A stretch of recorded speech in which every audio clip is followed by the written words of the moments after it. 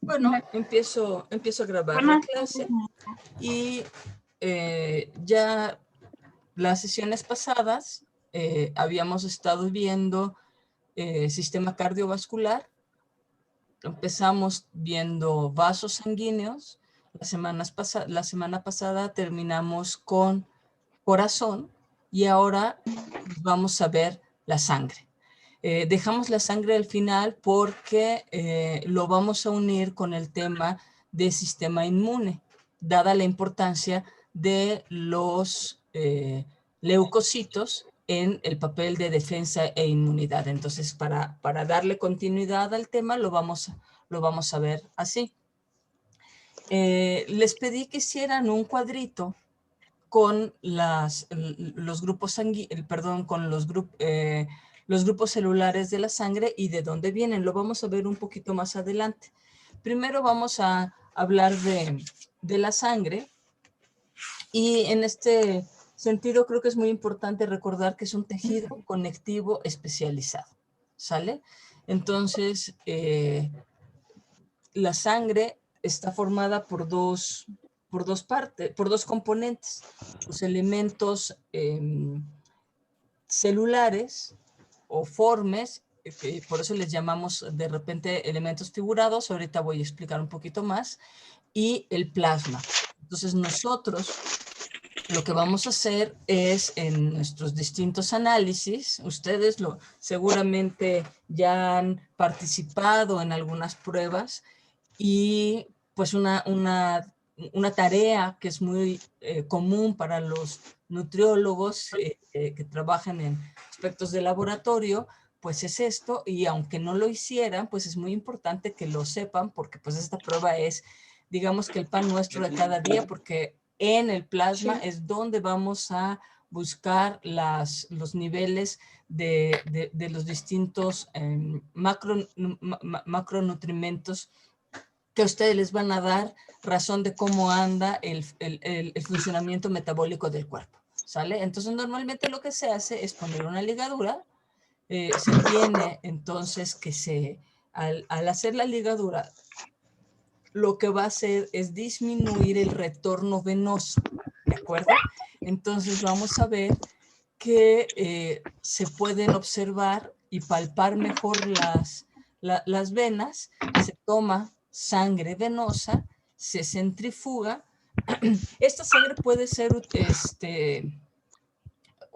recogida en distintos tubos que les llamamos Vacutainer, porque es la marca más accesible aquí en México, y puede venir con distintos coadyuvantes que permiten que se mantenga en distintas condiciones la sangre, y esto es importante porque dependiendo del tipo de coadyuvante ustedes podrán hacer o no algunas pruebas.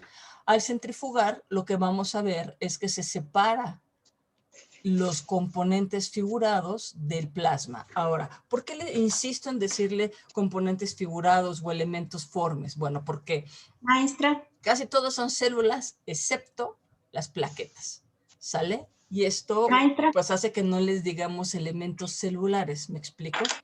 Entonces, bueno, ahorita ustedes ya deben de tener una buena idea no, creo que de no. los tipos celulares que hay en la sangre. De los eritrocitos ya estuvimos platicando bastante con respecto al transporte de los gases.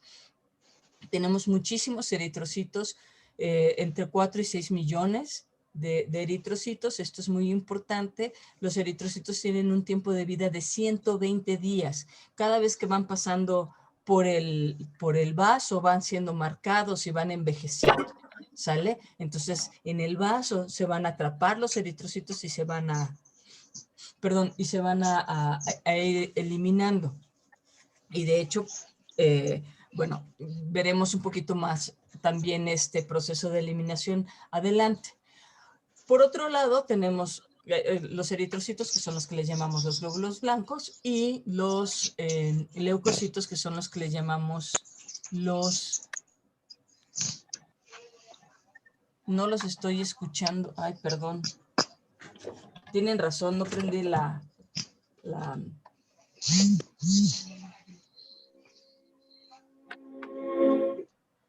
Perdón, no había aprendido la bocina. ¿Me pueden decir cuál es la pregunta, Javier? Maestra, yo le quería comentar algo. ¿Cree que pueda hacer su hoja, ponerle más zoom, por favor? Yo puedo ponerle más zoom y ¿así está bien? Gracias. Sí, gracias. También es el documento, este es el Mariev, entonces lo tienen ustedes en el Drive, ¿sale? Entonces, para que no se espanten, ¿sale? ¿Ya? ¿Algo más? ¿Alguna? ¿Sí? ¿Qué página es? Bueno.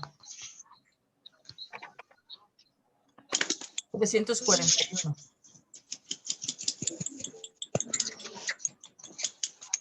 Bien, entonces les decía que los glóbulos blancos que agrupamos, o sea, todas las células que agrupamos bajo el nombre de glóbulos blancos, que son los leucocitos, el eritro de rojo, citos de célula, leuco, blanco, citocélula, ¿sale? Entonces, todas esas están involucradas en la defensa e inmunidad y los dividimos, digamos que gruesamente, como ustedes ya vieron, en los que tienen gránulos en el citoplasma y los que no tienen gránulos en el citoplasma. Entonces, tenemos los granulocitos y los agranulocitos, ¿sale? A esto les vamos a dedicar mucho tiempo, entonces en este momento no nos vamos a detener tanto, más que algunas cosas importantes y los papeles que tienen de defensa e inmunidad están basadas en la habilidad de fagocitosis, ¿sale? Y en la secreción de sustancias. Por supuesto, ustedes pueden voltear a ver y entonces pueden ver, o sea, si tienen gránulos en el citoplasma, pues es evidente que secretan cosas, ¿sale? Pero los neutrófilos, por ejemplo, que secretan cosas, también se les hacen labores de fagocitosis. De hecho, los neutrófilos son los más abundantes, ¿vale? No sean malitos, apaguen sus micrófonos. Cierren sus micrófonos, por favor, porque se oye un ruido. Como si estuvieran adentro unas papas y entonces bien. Esas son las células. Y bueno, las plaquetas, ¿sale? Entonces, las plaquetas son muy importantes en el proceso de coagulación de la sangre. La coagulación de la sangre no la pueden hacer solas las plaquetas, y esto es muy importante porque pues está asociada con ciertas vitaminas y lo cual hace aún más importante el tema de alimentación, ¿sale? Entonces, si nosotros vemos los elementos figurados, como ustedes pueden ver la cantidad de células por milímetro cúbico de sangre, pues pueden ver que eritrocitos son las que más hay y por tanto lo que nosotros vemos, Profesora, perdón, creo que usted también puede silenciar los micrófonos. Y no, déjenme ver. porque creo que la compañera no escucha. A ver, vamos a ver. Y les voy a... ¿En dónde silencio todos sus micrófonos?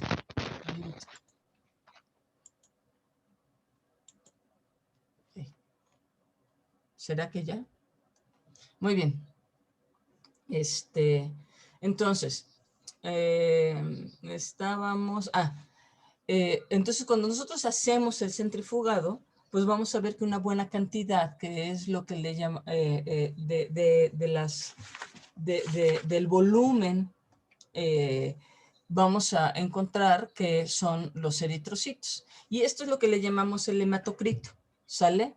Eso es también una cosa muy importante. Normalmente debemos de ver el hematocrito, que corresponde alrededor del 45% de esto. Vemos una delgada capa que representa los glóbulos blancos, y después vemos el plasma. El plasma representa el 55% de la sangre, y bueno, su componente principal, como ustedes deben de saber, es el agua. Y en el agua pues va a estar disuelto los electrolitos, todas las sales, pero también vamos a ver, ustedes recuerdan el tema de las proteínas transportadoras. Hay proteínas que están disueltas en la sangre y que sirven para transportar diferentes sustancias, como por ejemplo las hormonas y las proteínas grandes. Entre las proteínas plasmáticas tenemos la albúmina. La albúmina es muy importante porque mantiene el equilibrio osmótico, ayuda a la regulación del pH, el fibrinógeno, que vamos a ver más adelante, que como su nombre lo indica, es un precursor, ¿no? Y es precursor de la fibrina, que es lo que veremos cómo se relaciona esta con las plaquetas un poquito más adelante. Y tenemos las globulinas, en particular se les llaman inmunoglobulinas porque son las que están asociadas a la defensa de anticuerpos, pero también hay otras que permiten el transporte de líquidos. De lípidos, perdón. Entonces, y por supuesto, una de las cosas que es muy importante para ustedes es que aquí vamos a determinar la concentración de glucosa, la concentración de lípidos, de colesterol, de triglicéridos. Ahí vamos a poder determinar la cantidad de aminoácidos que se están, y algunos aminoácidos y proteínas muy importantes que nos pueden funcionar como marcadores de distintas actividades metabólicas. ¿Sale? Entonces, esto es importante cuando nosotros ya habíamos hablado de qué pasa cuando se pierde sangre.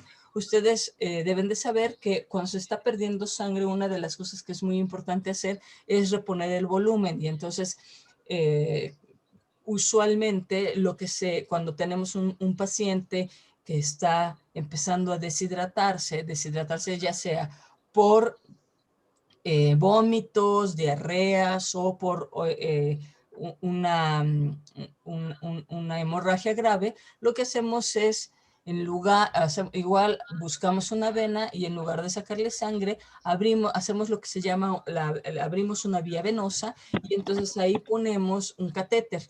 Y ahí, junto el catéter va a ir conectado a alguna bolsa o botella de suero. ¿Sale? Y aquí es muy importante hacer este señalamiento. Se puede poner el suero, pero digamos que ahora la indicación es solamente para mantener abierta la vía, para que no colapse la vena y para que si el paciente se pone más grave y pierde aún más presión, más volumen, entonces de todas maneras sea fácil, o sea, tengamos una vía abierta y podamos pasar no solamente líquidos, sino medicamentos y también en el caso de ser necesario se pueda hacer una transfusión.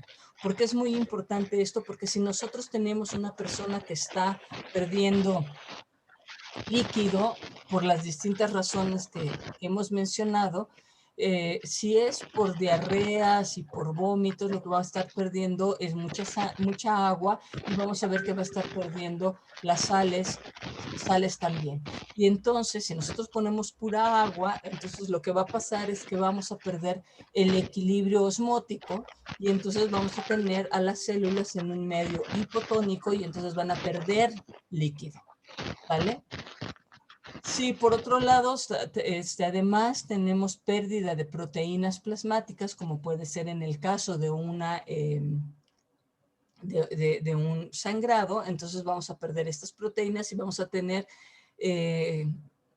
problemas también para mantener el equilibrio osmótico y vamos a tener problemas porque no vamos a tener que transporte el oxígeno, ¿sale? Entonces, de ahí la importancia de tener una buena terapia líquida de líquidos y ya no se hace tanto en el campo como se hacía hace unos años de poner las soluciones.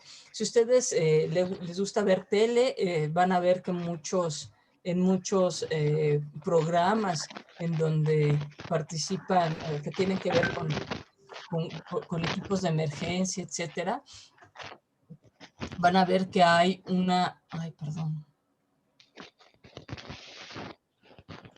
van a ver que hay una, que ponen los volúmenes, que ponen este suero y bueno, ya las cosas se van haciendo distintas. También una de las cosas que es importante y que vamos a ver también rápidamente es la determinación de los grupos sanguíneos. Cuando nosotros vemos que la gente necesita que se le done sangre, pues una parte muy importante tiene que ver con los grupos sanguíneos. Los grupos sanguíneos están relacionados con tipos de antígenos, de antígenos que tenemos en el suero, en los eritrocitos, y entonces si nosotros ponemos un grupo sanguíneo que no es, hay una gran probabilidad de que haya un proceso de aglutinación, ¿sale? Y entonces, bueno, justamente es importante tener los grupos sanguíneos compatibles. Por otro lado, la otra cosa que es muy importante es que ya no solamente hacemos transfusiones de sangre completa, sino también podemos hacer solo de plasma, ¿sale? O de plaquetas, que son como las más comunes, ¿de acuerdo? Entonces, bueno, esa es una de las cosas importantes. Aquí en esta figura lo que estamos viendo es, ven casi todos los frotis que tenemos de sangre, vamos a ver que el componente más abundante son los eritrocitos y las plaquetas aquí se ven como pequeños puntitos y esas son muy difíciles de ver en los frotis, pero podemos reconocer a los linfocitos, ¿no? Que son células más bien grandes que tienen un núcleo grande que ocupa casi todo el citoplasma, y a los neutrófilos. Los neutrófilos y los otros granulocitos se les llama polimorfos nucleares por el tema de cómo se ve su núcleo, ¿sale? Entonces, normalmente esto es lo que vamos a estar viendo, ¿no? Pues pueden ver, los neutrófilos son los que, las células que más se encuentran. No vamos no voy a meterme mucho ahorita en el tema de las distintas formas de los eritrocitos. Esta es la forma que debe de ser la normal y vamos a ver que hay que puede haber problemas cuando tenemos, por ejemplo, en este caso, un eritrocito falciforme, ¿no? Se le llama falciforme porque se ven en esta, en lugar de verse como un salvavidas con el centro, se ve esto, ¿no? Como una pequeña coma. Y esto es importante porque produce un tipo de anemia. Y pues digamos que en México y en otros lugares se considera como una enfermedad, pero en otros sitios, en África Central, que es de donde vienen estos fenotipos, encontramos que pues, es protectora contra enfermedades como el mal de Chagas, ¿no? Entonces, más adelante platicaremos un poquito más de eso, pero quiero centrarme en este asunto de los tipos de anemias. ¿Sale? Ya habíamos hablado un poquito de que la disminución de los glóbulos rojos pues produce anemia, ¿no? La anemia, y aquí vamos a ver que aquí lo que tenemos es un tipo de anemia asociada a una hemoglobina anormal. Y por otro lado tenemos un contenido inadecuado de hemoglobina en los glóbulos rojos. Vamos a ver que algunos tipos de anemia son muy importantes para la detección para un nutriólogo, porque además están asociados a aspectos de alimentación, ¿sale? Entonces, por ejemplo, en una hemorragia repentina que produce una anemia hemorrágica, pues usualmente lo que se debe de hacer es detener la hemorragia, acosturar bien. Usualmente cuando es tan grande esta lesión, se involucran vasos grandes y entonces si es producto por trauma, se necesita cerrar las heridas, digamos, quirúrgicamente, ¿no? Y se pone Y ahí es cuando necesitamos poner sangre completa, ¿sale? La anemia hemolítica puede estar asociada a infecciones bacterianas y también a venenos, ¿sale? Y después tenemos esa la que le llamamos anemia perniciosa, que pues es un típico problema de mala alimentación por falta de vitaminas. La anemia plásica está asociada con daños justamente en la formación, en el proceso de formación de los eritrocitos, ¿no? Y está asociado por la radiación producida por el cáncer, ¿no? Que se da como tratamiento para el cáncer, o radiación por algún accidente nuclear. Es muy importante también para la gente que trabaja como radiólogos, ¿no? Personas que hacen investigación con radiación. Entonces, por eso es muy importante que lleven sus contadores. Los contadores permiten saber los niveles de radiación a los que está expuesta la persona, y entonces tienen que tener un periodo de descanso para que los niveles de radiación disminuyan y no ocurran problemas de este tipo, ¿sale? La anemia ferropénica, que es una de las más comunes, pues está asociada también con otro problema de la dieta, que es la falta de hierro en la dieta, y es muy frecuente en mujeres con flujo menstrual, o sea, que están en edad reproductiva, ¿no? Y esto, como se está perdiendo constantemente la sangre, fíjense que la sangre del flujo menstrual puede perderse hasta entre 80 y 250 mililitros a lo largo del tiempo que dure la menstruación. Claro, hay sangrados más abundantes, pero si pensamos que nosotros tenemos alrededor de unos 5 litros de sangre, perder un cuarto de litro de sangre es bastante. Piensen, por ejemplo, que si ustedes han hecho la donación de sangre, saben que nos sacan alrededor de una libra, que son como 450 mililitros de sangre. Eso es un poquito menos de medio litro, y para muchos significa pues no nos podemos levantar rápidamente, nos piden que no hagamos ejercicios o esfuerzos durante durante el tiempo necesario para reponer los eritrocitos, etcétera, ¿no? Entonces nosotros tenemos una hemorragia leve y podemos sentir todos esos efectos, ¿no? Y una de las razones por las que nos agotamos más es justamente porque no tenemos una parte muy pequeñita, nos hace falta una parte muy pequeñita de nuestro transporte de oxígeno, ¿sale? Y entonces, bueno, es muy claro que es muy importante que haya un buen aporte de reservas de hierro. Entonces, yo estoy segura que ustedes ya tienen como una gran idea ahorita que estoy diciendo aporte de hierro. Deben de pensar qué tipo de alimentos son los que se recomienda, ¿no? Y entre ellos, sobre todo, bueno, están, entre muchos otros más bien, están las hierbas, las hojas verdes de verde intenso, ¿no? Y bueno, finalmente está esta anemia falciforme, que es la que estábamos viendo hace un rato con la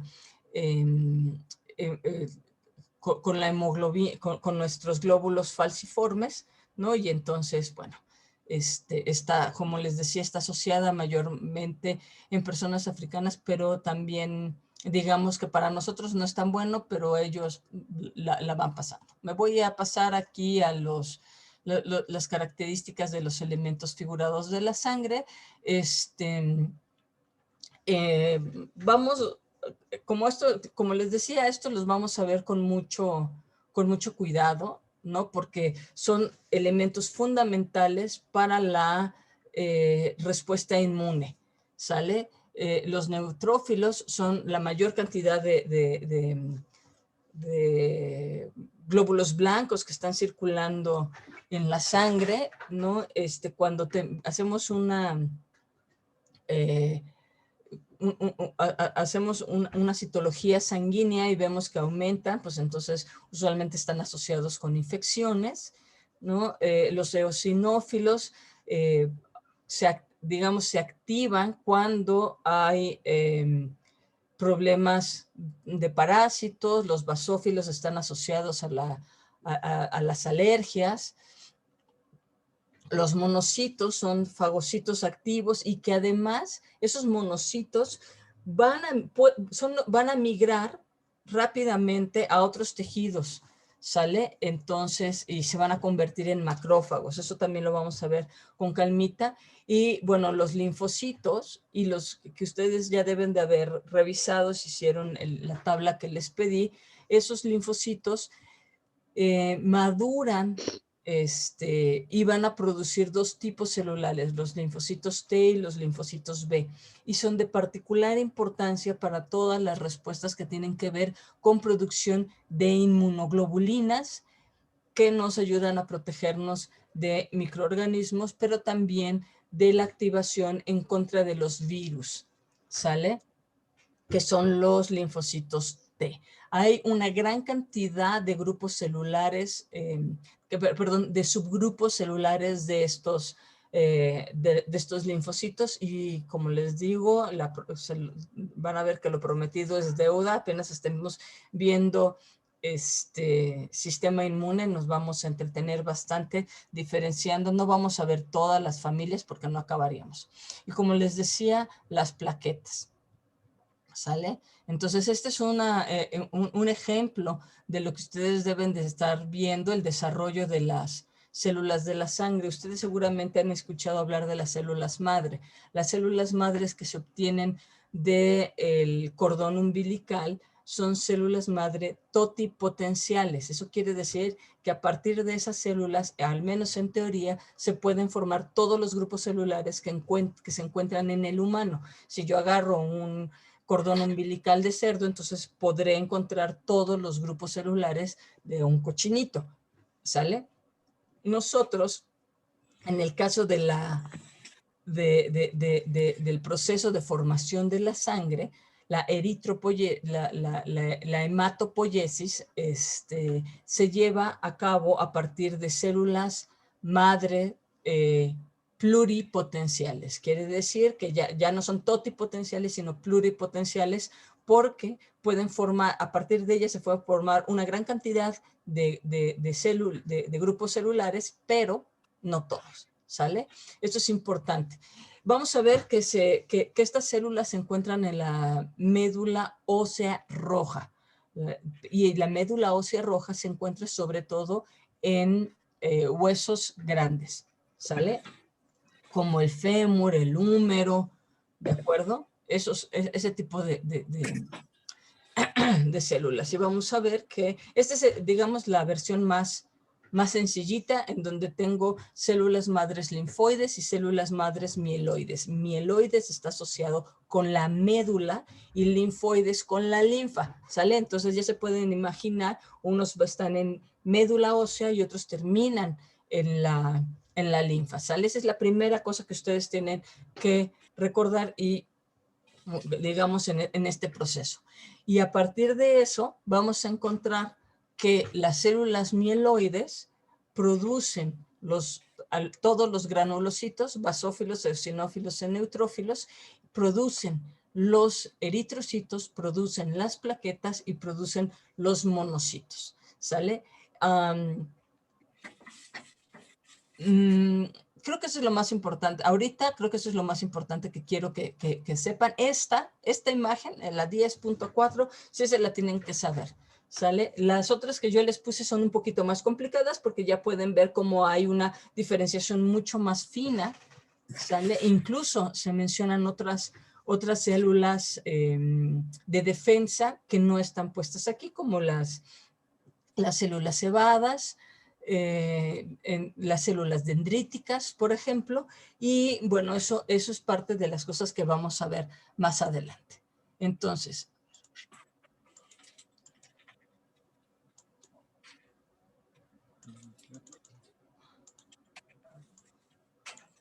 bien, entonces, Esto sí es importante.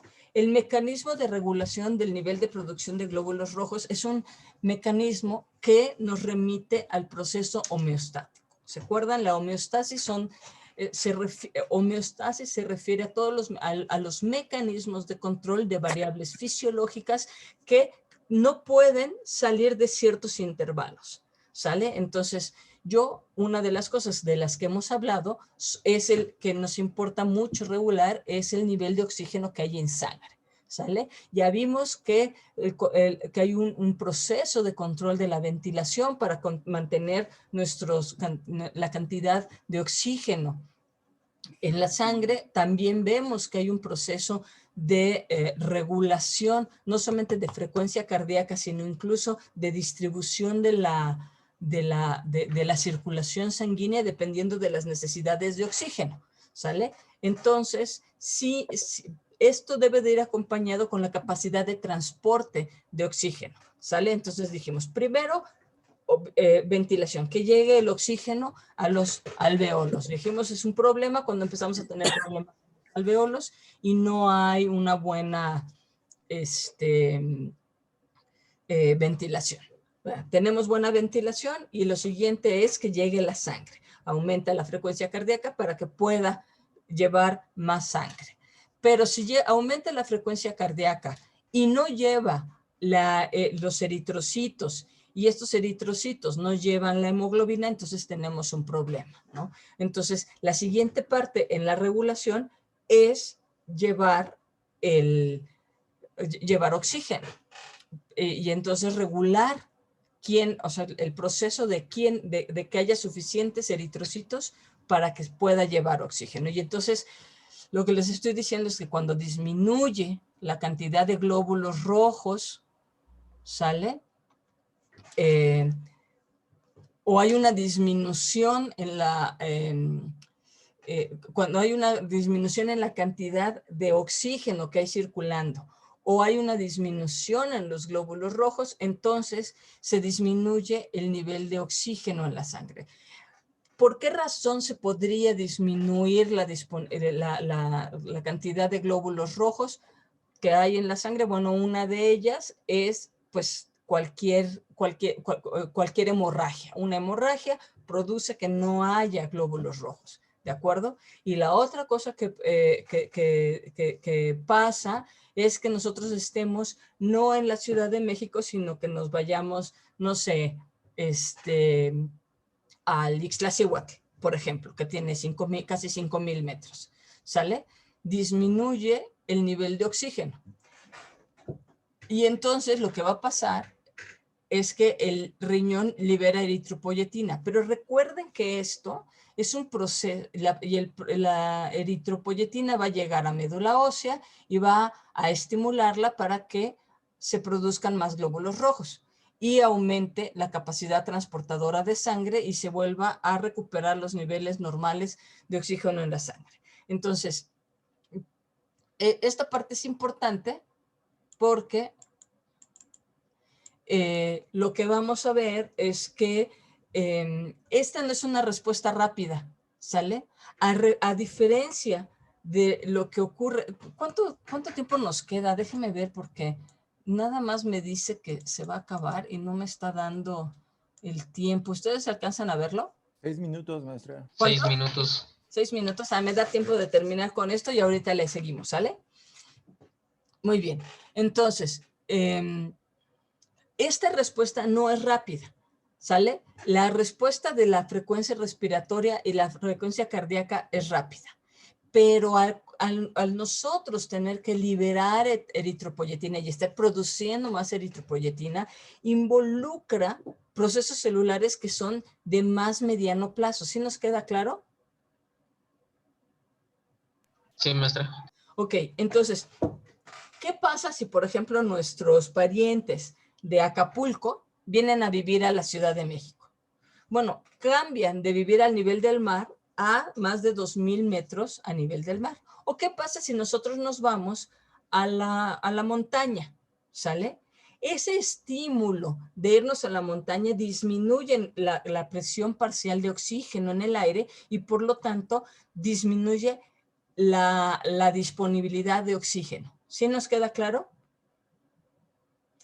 Sí. Y al disminuir esto, Sí. o sea, si ustedes, yo sé que varios de ustedes hacen ejercicio y seguramente algunos de ustedes han ido a pasear ahí al Nevado de Toluca, al Ajusco. Miren, pues qué lástima que estamos en pandemia porque si no nos organizábamos una subidita, ¿sale? Y entonces van a ver, pero pueden imaginarse como cuando suben al cuarto piso, ¿no? Entonces no hacen ejercicio y suben al cuarto piso y les llega el corazón latiendo rápidamente.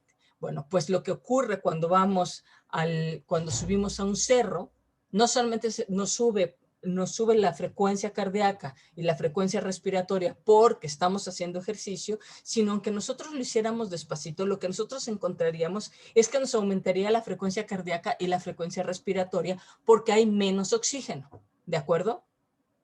¿Hasta aquí vamos bien? Sí. Si yo Sí.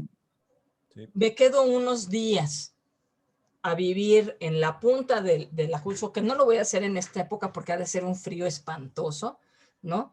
Y entonces, pues, me la iba a pesar metida en mi sleeping, pero es lo que hacen, por ejemplo, los campamentos. Si ustedes han visto alguna de las películas del Everest o del K2 y eso, que son una de las que más películas les han hecho, ustedes saben que tienen que llegar del primer campamento a otro campamento, se quedan aquí 1 o 2 semanas, se van a otro campamento, se quedan uno aquí y otras 2 semanas y así. Por eso es muy largo, por eso son muy largos estos viajes, ¿no?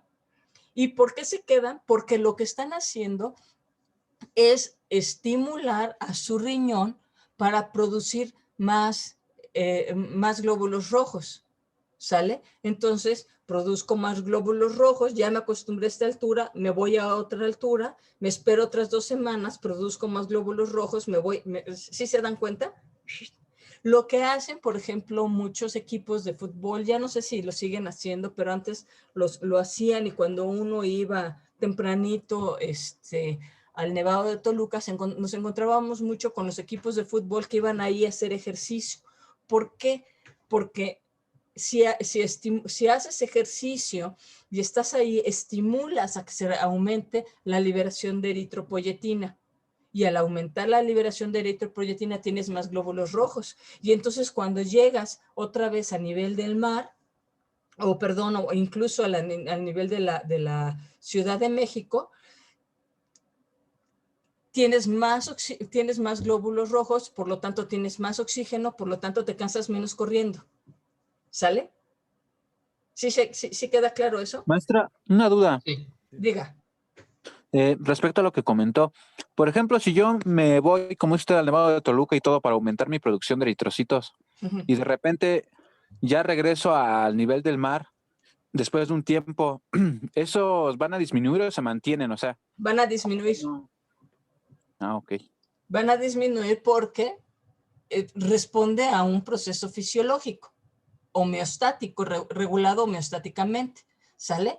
Entonces, yo ya no necesito tener esta cantidad de oxígeno. En los eritrocitos que tiene circulando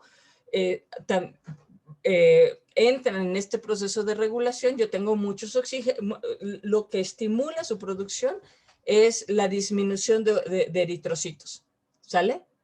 Sí. Disminuye y entonces homeostáticamente se libera eritropoyetina, además de que se están produciendo, ¿sale? ¿Dónde se regula eso? Pues incluso en la viscosidad de la sangre. Si Queda nosotros... un minuto, profesora. Muy bien, entonces nos vamos a salir de aquí, ¿sale? Y volvemos a entrar para que les termine de explicar, ¿sale? Con la misma liga, chicos. Sí, profesor. Sí, profesora. ¿Qué, profesora? Sí, claro. Ay, no. ¿Qué pasa?